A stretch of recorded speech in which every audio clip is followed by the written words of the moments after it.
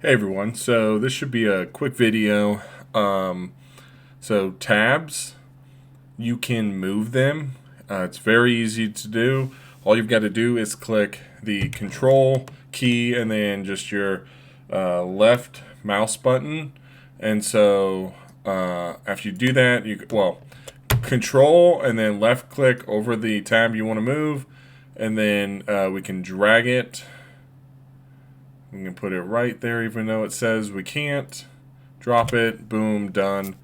And now we can have the modify tab over here instead of at the end. So let's click on this title block. We'll see that we've got it right there instead of at the end. The end can cause a problem sometimes because if you're like me and you work at a firm that has various add-ins such as like Revit, Inkscape, to name a couple, your tabs start to get kind of filled up. The space for tabs starts to get filled up. And so I'm going to make my Revit just a little bit smaller so you can see what happens if it has a bunch of tabs. You'll get this little dropout where you can switch to your other tools.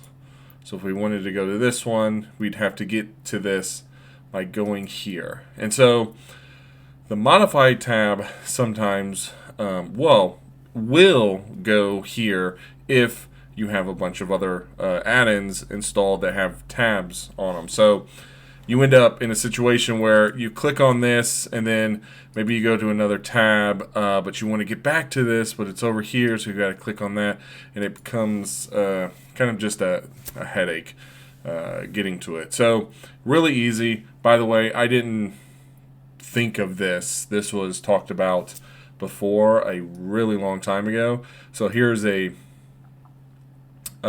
site from 2011. So that's when this post was made. I'll share this link below if you want to check out their blogs. They're still doing them, which is really cool. But it's the same thing as it was before. So control and click and drag. So I'll put that in the description if you want to check it out. And the reason why I was even doing this, especially this late, I've been using Revit for a long time, is because somebody I work with asked me the question, and she was wondering how to move it because she didn't like the modify tab being off here on this drop down. And though I've used Revit for a long time, I never really considered doing that, or if I did, I've forgotten by that point. So I did a quick Google search, found it, and then was like, oh, this is really cool. Like, all you have to do is just control shift, you move it. Because I think usability and making things easy is important, and that addressed her issue, which was really cool. But if you're working with designers, maybe they're frustrated for similar things, and functionality like that, it's a small little tip, but it might help them out quite a bit, which means that they use Revit more. They're happier with it, which is always good. That's important for me because I'm trying to push more people into Revit, and so making it easier is better. So little tricks like this is super cool.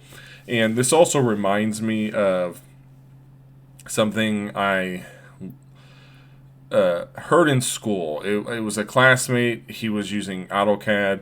He was going through tutorials related to AutoCAD, and I can't remember the instructor who taught these, but they mentioned in that one of the tutorials that AutoCAD had been around for so long that it had all these like hidden powerful tools within it that could automate really cool things or just make simple tasks a lot easier, like a redundant task a lot easier. And I didn't like, I'm thinking like Revit's getting to that point where the more we add to it, these little things are being kind of lost with time. Now I don't think it is as bad as AutoCAD because AutoCAD's been around forever, so I don't think it's to that point. But it's getting there. So anyways, it just reminded me of that. I thought that was kind of cool. It just shows you the maturity of tools like this. There's just a lot of cool things, and you can always learn cool new things to you that might have been there for a long time. So anyways, that's all I've got for this. Thanks a lot for watching. I will see you in the next one. Thanks.